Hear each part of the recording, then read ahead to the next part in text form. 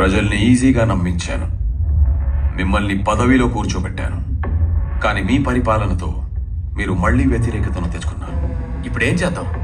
కంగారు పడకండి.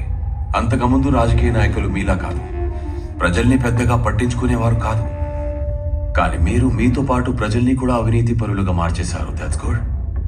కాబట్టి చింతించాల్సిన పనే లేదు. 10 రూపాయలు ఖర్చు పెట్టి వాడు జెండా ఎగిరివేయమన్నాడు. మనం లాస్ట్ టైం కంటే 4 టైమ్స్ ఎక్కువ డబ్బులు ఇచ్చి ఓట్లు కొందాం. వాడు ప్రజలకి ఖర్చు చూపించాడు, మనం వాళ్ళకి ఇన్కమ్ చూపిద్దాం. ఇక మీరే చెప్పండి, ప్రజలు ఎవరి వైపు ఉంటారు?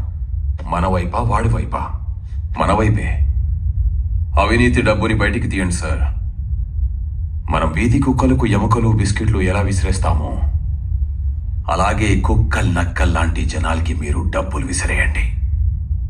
మన దారిలోకి వాళ్లే వచ్చేస్తారు సార్.